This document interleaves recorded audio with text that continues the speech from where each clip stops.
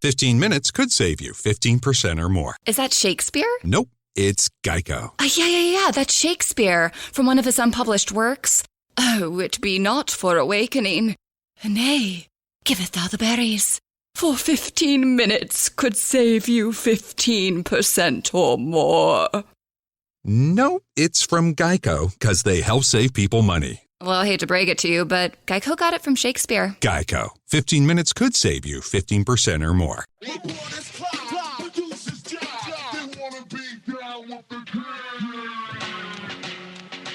All right, we are off and running here on our first post-game edition of the Sacramento Kings podcast here on the Be Heard podcast platform in partnership with Hoopball. We are thrilled that you are here with us as we embark on this 71-1 campaign from the Sacramento Kings. I mean, surely it's going to be a 71-1 campaign. They coughed one up to the Phoenix Suns, but that's really no big deal. They've looked really good in all of their other games, and they've looked their best. Jill Adge, host of the show, in their 2 games against Denver. And I think there's a fair argument that tonight's game, and thank you to those who are listening tonight. For some of you, it may have been last night's game. This might have been their best all-around performance so far of this very young season. Yeah, it's been nice. By the way, just real quick, Jill is broadcasting from Denver. She wasn't at the game. She's not. Normally, I'd be able to be at the game. Nor she's not in her home studio. She's bundled up in chilly Denver, Colorado. So I just kind of wanted to set the scene for everybody. But go ahead. Best performance of the Kings young season so far. Yeah, it's been nice to see them play a little bit more. I would say consistently, and when they've had lapses. For the first time in a long time, it seems like they've been able to overcome those lapses and not completely fall apart. Where in previous seasons, when they have a bad third quarter, they completely fall apart. And we haven't seen that. It's still early, yes, but against good opponents that they're playing right now, it is nice to see. They allowed for the normal, Denver guys to go off against them. Really, the only surprise one I would say was Monty Morris, but he essentially just took the role of Jamal Murray. But they kind of were forcing the rest of the Denver bench to beat them, to where the Kings bench offensively showed up. I wouldn't necessarily say defensively they showed up. But they did enough on the offensive side to get through. And I think it was Mark Spears that just put up that they've scored 455 points throughout these 4 games. And that is their largest total to start the season since they've relocated from Sacramento, and the second largest besides an Oscar Robertson year way back. But yeah, so no, it's been nice to see that we're seeing stretches on offensive side as well as the defensive side for the first time in a long time. And we're seeing guys at times. I mean, I know when I was in high school and stuff, it was, they'd have you do the drills like you're moving on a string together, and we're actually starting to see guys kind of move on the string together. And we haven't seen that. And that's when a group is moving as one, and that's what you want to see. So it's been exciting in that aspect. I think what you're saying, and this is weird. It feels like a team. Yeah. This it feels like a cohesive unit. It feels like a group of guys that are playing together. And I'm drawn back to something that Luke Walton said. Almost positive it was the first day of training camp. If it wasn't the first day, it might have been the second. Point being, it was really early in training camp. And he was talking about, he loved it. It was the first day of them actually like practicing. To be clear, it was like their first day of practices. And he was like, I love the energy. I love the excitement and the mood. And then he said something that really stuck with me. He said, I love the buy-in. And no one like pushed him to elaborate. No one did anything like that. That term stuck with me. And I think what we're seeing right now through 4 regular season games, and you could argue even through 4 preseason games, is you're seeing a team buying in. You're seeing them buying into being a cohesive unit. You're seeing them, and you mentioned that the bench kind of stepped in, wasn't, particularly great on the defensive end. You could argue that the Kings as a team weren't particularly great on the defensive end, at least not through a stretch of 48 minutes. They had a death spell through a 3.5-4 minute stretch in the third quarter that almost spelled the end of them and ultimately didn't. But this is a unit that is playing together. They're buying at least into the defensive philosophy. And tonight was a game where things came together a little bit more offensively than they have in games past. Yeah, and I had said during the game too that this was really the only game that I'd kind of questioned some of the lineup choices. I didn't have a problem with who was put in. It was kind of when they were put in or a lack of adjustments. Like our bench played perfectly fine, outplayed their bench. But when you have Kojo and Belly going against Michael Porter Jr., who then gets 30 and 10 on you, like asking Kojo to guard him to me makes absolutely no sense. Like that just didn't make sense to me. And that's when you saw that lapse in the third quarter. And then as soon as Holmes, Barnes, and Hield got back in, they went on their 20-3 run. Like it picked right back up. So like, yes, I'm criticizing Belly and Kojo, but I also didn't feel like they were being put in the best situations either. To me, you have a guy like GR3 on the bench with a little bit more height. I would have made in fresh legs. Maybe I would have gone there. Well, you know what's interesting about that? Because I looked at that too. This is the second, and this is only standing out to me because I pointed it out earlier on the radio show, which is, it's not even something I was thinking about, but he's done a 9-man rotation in Except both for one game. I mean, the Phoenix game was kind of a disaster. The Sunday game, on the Saturday game with Phoenix, he played Glenn Robinson, and then it was a 9-man rotation in the first game against Denver. So he's already, he has a tight group that he runs with, and he kind of stays with the flow. You can pick apart like when guys come in and what the matchups are and different things like that, and that's understandable. But he has guys that he's really settled in on, and he hasn't really deviated much from it.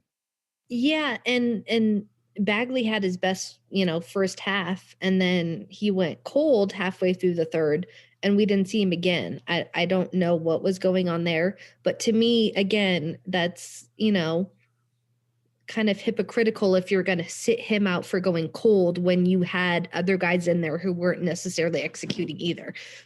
So I guess that's something to watch going forward, but there could have been more to that. I don't know. Or by the time they put in the rest of the subs, they were on that run. So that you just let it go. But regardless, we got the win. It was nice. And Haliburton's playing out of his mind right now. Yeah. But that also kind of seems like the norm for him. Like, I don't feel like he's playing outside of himself, right, which is really exciting. And it's not necessarily showing up in all the stats, but his presence in the second unit is really solidifying that group, and bringing a steady presence to them that I feel like we haven't had in a long time either. There's no moment too big for him. I mean, he had some clutch shots against Denver. Like, he stepped up. He plays like a veteran. And he even, listening to him talk to Mark and Doug after the game, he talks like a veteran. Like, he doesn't talk like a guy who's been in the league for 5 weeks or 6 weeks. You know what I mean? He's completely composed. And, maybe this is the value of, so often, because this was the case with De'Aaron. It was the case for Marvin as well, in that you have guys that are drafted here and it's like, hey, 11 years, 12 years, 13 years, 14 years, our franchise stinks. Like, our last star player was this malcontent who half the fan base hated. Influential members of the media trashed him on a regular basis, just spoiled the whole relationship. Come save us. Come save our franchise. Whereas Tyrese Haliburton is drafted at 12, and it's like, okay, cool. Like, we've got a new front office. I don't know. And he steps right in, and he's like the greatest rookie we've ever seen in history, and we want to give him all the awards. Right. And then right after Tyrese Haliburton gets the first statue at Golden One Center. right after we were hearing the reports of him and his agent were trying to fault to us. Right. Like, we love you even more. You're right. We're like, but why? It's such a it's such a fascinating thing, and to see he's totally in a position where the young man's not even starting. I mean, he's playing massive minutes on a night-to-night basis in the first. I mean, he played every game. He played 25 minutes tonight. He played 30 in the overtime game against Denver. Like, he's been an integral part of everything they're doing. For context purposes, Marvin Bagley played 23. Rashawn Holmes played 32. Like, he's playing major minutes. Corey Joseph played 23. And by the way, I don't want to be like Mr. Overreaction guy, but anybody who had an issue with the Bogdanovich thing, do you still have an issue with it? Because if you retain Bogey, if you match it, even if you do it with the thing that I just vehemently disagreed with it, and you do it with we'll match it and trade him later. Even if you did that, you still have to play him, right? And what are we seeing right now from Tyrese Haliburton? Right. We'd be seeing Kojo over Haliburton if Bogey's there. So I truly believe that you would not be seeing him, right? Yeah. Or at least I find it hard to believe. So do we all collectively feel better about that? Like, does it like, I haven't heard Bogey's name brought up too much, but I was thinking about, like, wow, because I was looking at his numbers. I was really looking at him from the first Denver game. Like, wow, he really played a lot in that game. Like, holy crap, he's played a lot this entire season.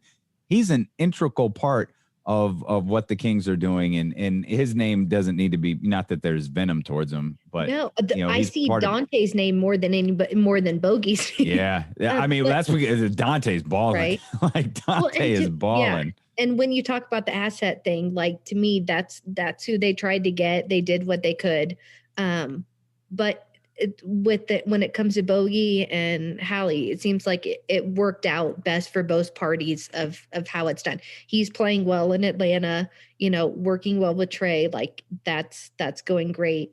And we have Haliburton, who seems to have found a niche here. So it's like it seems to work out for both parties. So, and if Bagley keeps playing like this too, then you're going to have to pay that guy. So, again, you'd have flexibility issues. So I don't remember if you said this stat on the show while we were recording or before we started recording. The Kings have scored 455 points through 4 games this season. Okay, so you did point that out.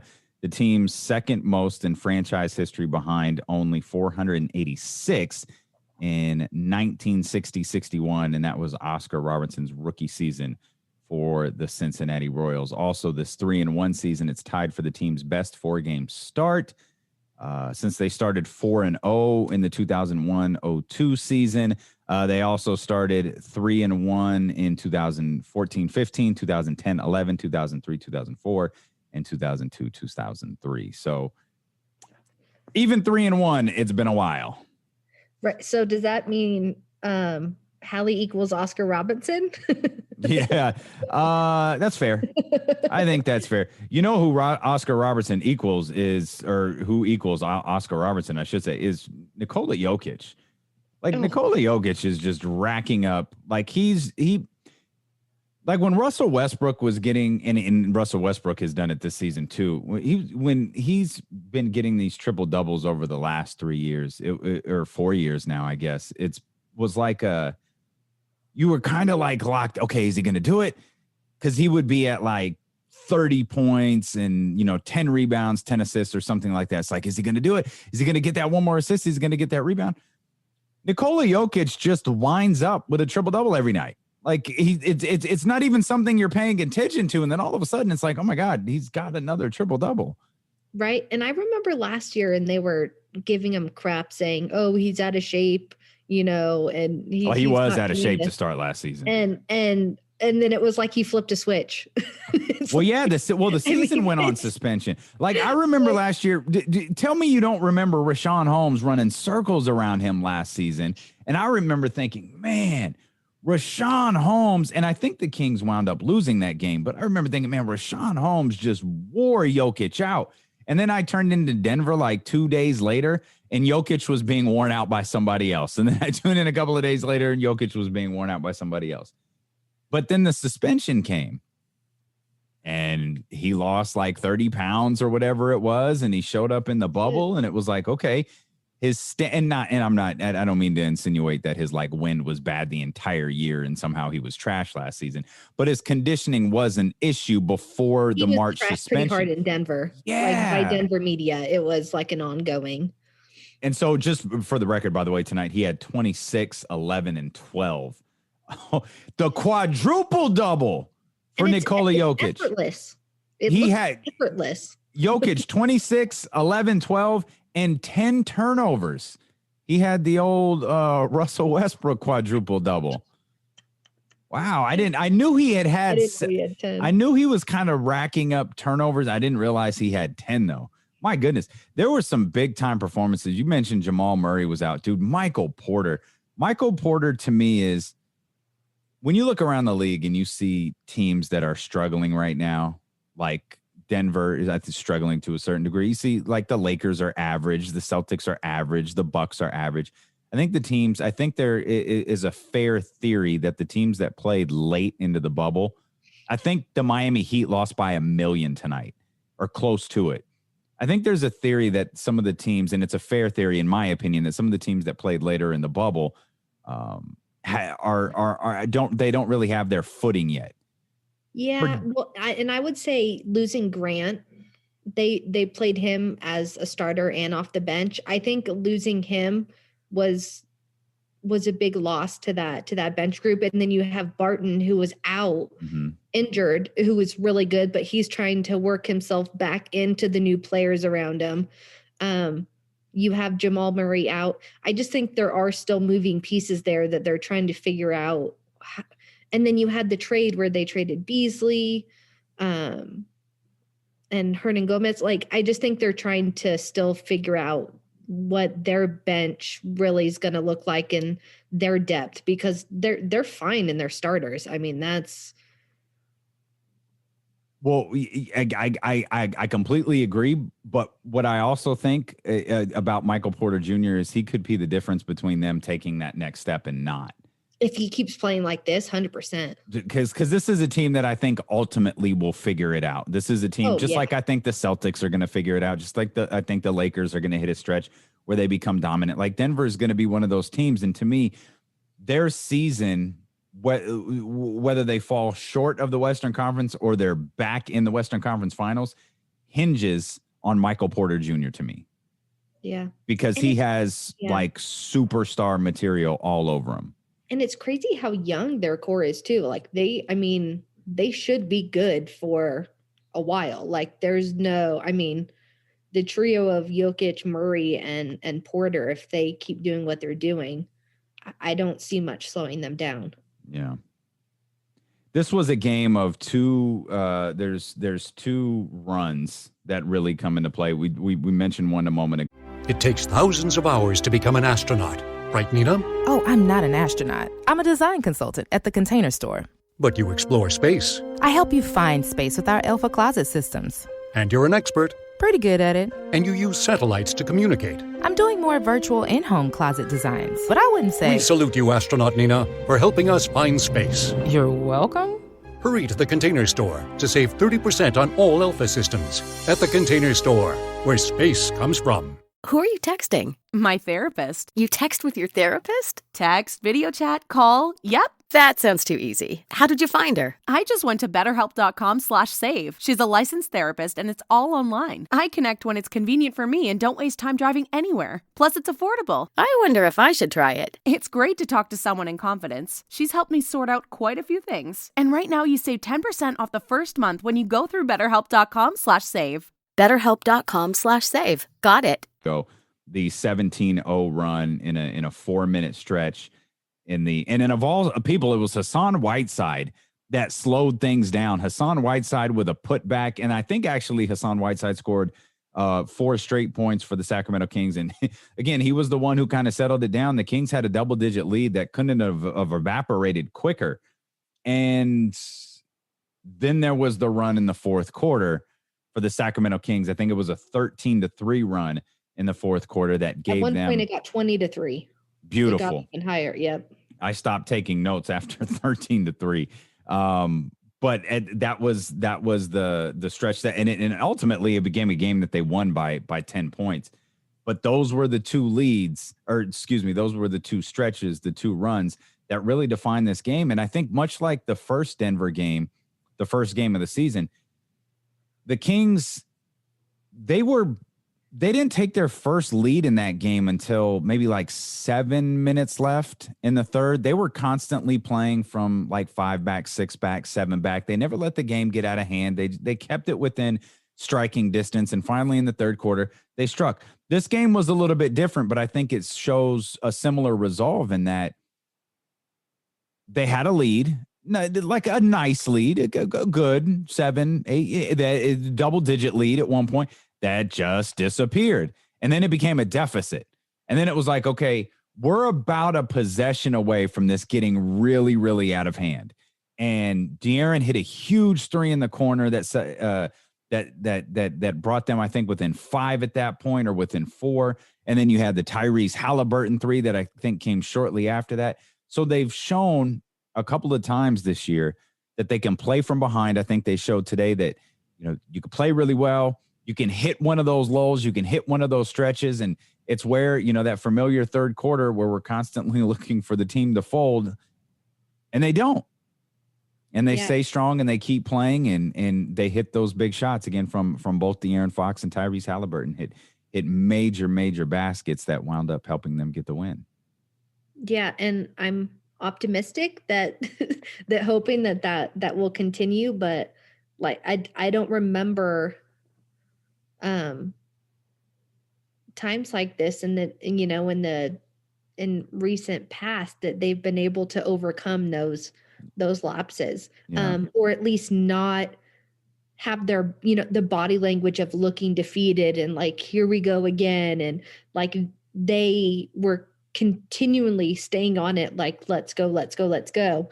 And one of the things that, whether, I don't know if this was Walton's plan or not, let the starters, rest and keep it close. And then I'm going to throw them back in, and they're going to use their fresh legs and go on a 20-3 run and just run, on a back-to-back for Denver that didn't have the legs. If that was his plan, kudos. It's a good plan. Yeah. Because it worked. If that's why some of the head scratcher, rotations were what they were, kudos, because it worked. And kudos to the players that for keeping it close and not folding and keeping it going, and Haliburton for showing the poise and even having some of those. He had that one steal and then took it for the little floater layup, and you saw how pumped he was after. And De'Aaron was jumping off the bench and all excited, and it was just nice seeing a young player who had the poise to stay in it like that. Yeah. And again, we're seeing it on both sides of the court, and that's been a lot of fun to see the first 4 games of the season. Really, I feel like we've had, because it was last game, it was the first part of the third quarter was fine. It was the second half. I feel like that this game, most of the third wasn't great, but you had a little bit at the end that was okay. So it's like in 4 games, we've seen really maybe 1 quarter of just bad basketball. Yeah. At this, knock on wood, I will that's I'll a lot of yes. quarters. Yeah, absolutely. Yeah.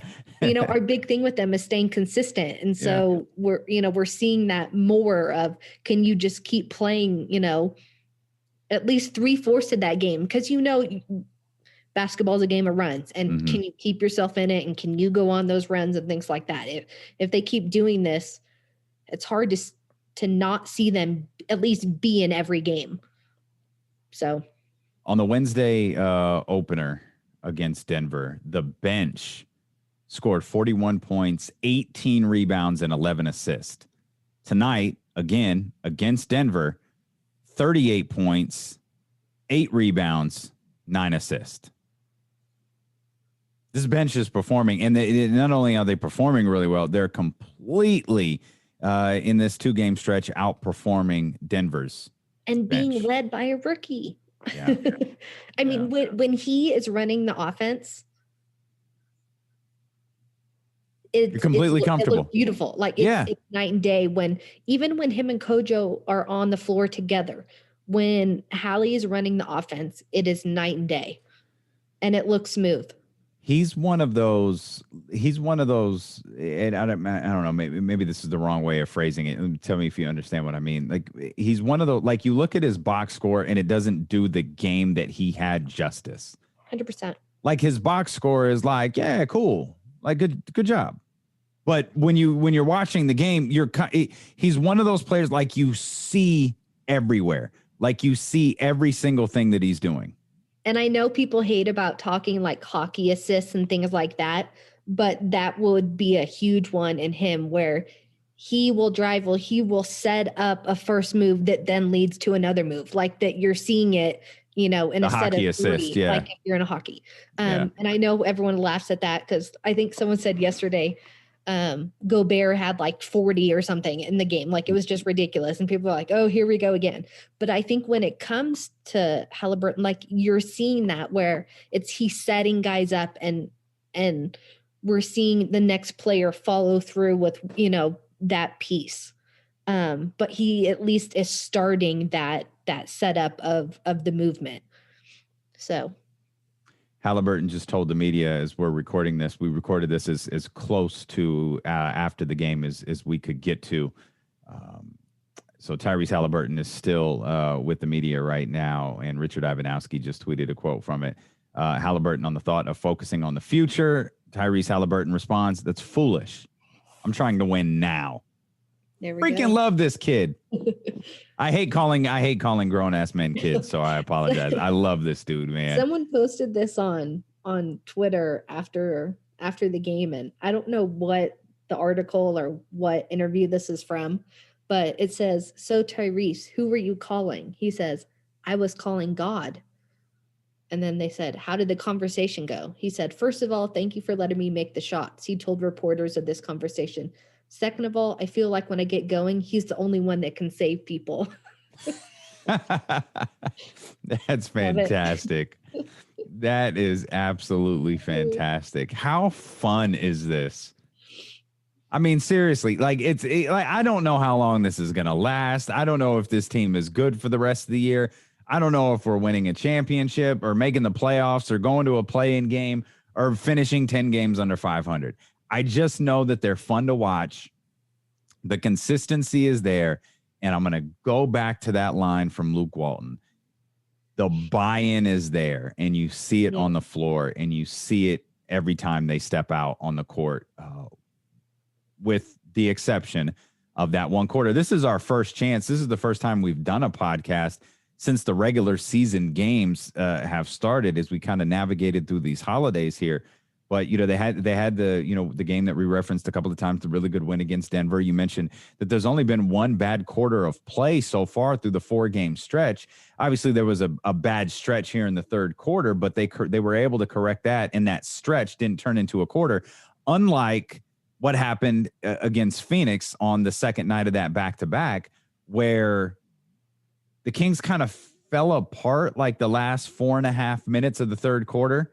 And then that stretch of bad basketball turned into a bad quarter, which ultimately became the fourth. And you had 16 to 17 minutes of bad basketball. You had a bad stretch here in the third quarter. They were able to regroup within the quarter, head to the break, come out in the fourth, and they hit a couple of shots right away. And I think it was a 5 or 6 point lead that went right down to 1. And we had a ball game, for the next 11 minutes or so before it was actually the Kings that pulled away a little bit there during the final stretch. This is fun, man. It's fun. I'll take it. Feel happy after games and not. That was weird. What is this feeling? We will take it for as long as we have it. We sure will, man. A couple of more notes. A career high. Weird, but true. Career high for Harrison Barnes, 8 assists. He got his 8th assist with about 10 minutes left in the third. I was confident he was going to get several more. He very much did not. But Harrison Barnes not only had a really impactful game tonight, Harrison Barnes has been really good this season. And with our focus on, hey, how's Marvin Bagley doing? With our focus on, is De'Aaron going to take that next jump? Is he going to be an all-star? And then our focus on Tyrese Haliburton. We haven't really paid attention to the fact that Harrison Barnes has done a hell of a job this year. He's at like 14-9 or something on the season, and his play has been extremely impactful. So he set a career high with his 8 assists tonight, 13 points. Big night from Rashawn Holmes as well, 10 of 13 from the field. He had 5 rebounds, 3 assists to go with his 20 points. Marvin Bagley was all in his bag in the first half. He had 18 points. Not much work on the boards, though, for a guy who I think has been averaging a double-double on the season. Only 2 rebounds tonight for Marvin Bagley as he was doing a lot of his work outside. But he continues to be impactful in ways when his shot isn't falling. He was 4 of 10, 12 points tonight, but he had 3 assists. He had 8 rebounds, 2 turnovers for Buddy, and then, of course, De'Aaron with the big night. Did they take one of De'Aaron's assists away? My final box score here has him at 24-9, and I distinctively remember making a graphic that had him at 24-10. I think they took one of his assists away. Maybe they had maybe they had a correction. This is the second time. This has been 4 games played. This is the second time I've made a graphic, posted it on social media. It's been on social media for a while, and then they changed something. They changed the final score one time, which I still can't figure out how that happened. But I'm looking to the official NBA. I had ESPN up, so I'm looking to the official. Yeah, they took away one of his assists. He wound up finishing with 24-9. But yeah, no credit to Harrison Barnes too. These 4 games, he seems to be playing some of his most complete basketball too, on both ends of the court. But we're seeing him hit pretty much every stat line, and he also was staying within his game, in my opinion, and not forcing it. Yeah, and it's been so low key. Mm-hmm. It's so like under the radar. Like, hey, by the way, guys, Harrison's playing really, really well. And he had established, like, he was a playmaker. Like we said, those 8 assists, those came in the first, it came in the first half and first 2 minutes of the second half. Like he was like 7. Yeah, he was really, really running the offense in a special way. And I think that he's done a tremendous job. And I think Luke Walton has done a good job, as curious as people may be about some of his rotations, and understandably so, but ultimately it worked out. I love that they were able to take advantage of a team that, remember, this is a Kings team. I know that the Nuggets were playing their second night of a back-to-back, but this is a Kings team that's played 3 games in 4 nights. So it's not like they were, fresh and ready to rock and roll. Like their first 3 games were over a 4-night stretch. Like they've run, this is a unique schedule. And they've got the New Year's Eve it's like a matinee game. I think it's at like 4:00. And starting next week, because we do a pregame show on ESPN 1320 during the week. So Monday through Friday, if they have a game, we're going to do a pregame show for it. They play like Monday, Wednesday, and Friday, and then either like a Saturday or Sunday or some other part of a doubleheader for like 3 straight weeks. They've got a tough schedule coming up. I don't know when they're going to practice, quite honestly. So the fact that they're playing well and the fact that some things are clicking for them is really good, because they're not going to get a ton of practice time probably until the last week of January or February, where they might have a couple of sustained practices in a row where they're able to work on some things and try to correct some things. Until then, it's probably going to be a lot of shoot-around type things, walkthroughs. It's probably going to be a ton of film sessions. But in terms of like really grinding practices, I don't think they're going to be there. Final score, 125-115 tonight. Jilly, the Kings move to 3-1. Yep. Okay. So Nuggets on the other hand go to 1-3. Yeah. For anyone wondering about Bagley, apparently he wasn't hurt. Luke just went with the lineup that brought them back in the game and went with Holmes because of he liked his play as of late. I thought Holmes had Marvin Bagley. We mentioned he had 18 points. I'd have to go back and check my notes on the ESPN Twitter feed. I think those were all in the first half. I could be wrong. I feel like he was 6 of 9 in the first half. I thought he had 18 points. And, the third, it just never really got going for him. He wound up only playing, 23 minutes. I don't really have a problem with that. Not that big of a deal. Not worried about that. Marvin's good. No. So I just wanted to make sure that he wasn't actually, that there wasn't. Hurt. Yeah, I guess we get on high alert. Anything involving Marvin Bagley the third, we get on a high alert for. So it's late in Colorado. Jill needs to go to bed.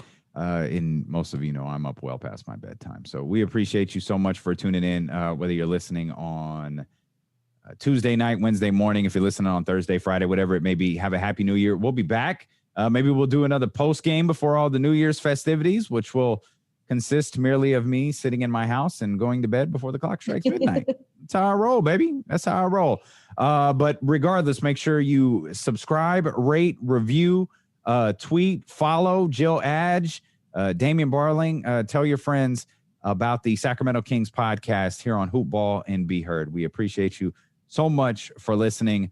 For Jill, I'm Damian. We'll see you next time here on the Sacramento Kings podcast. No matter what your favorite sport is, the perfect place to consume it with a little bit of extra fun is MyBookie, where the odds boost, lightning deals, and free bets await all season long. Whether you're a first-time customer or you've been playing with MyBookie for years, there's no shortage of value to be found in the thousands of game lines, unique prop bets, and contests that they offer every single week. Sign up today, or if you're a regular player, get reloaded. Find an edge, make your bet, and get paid. That's how MyBookie rolls. They also boost a full-fledged casino platform, giving you access to all the classic tables, the slots, and card games that you'd expect at your favorite local spot. And the best is, it's not smoky.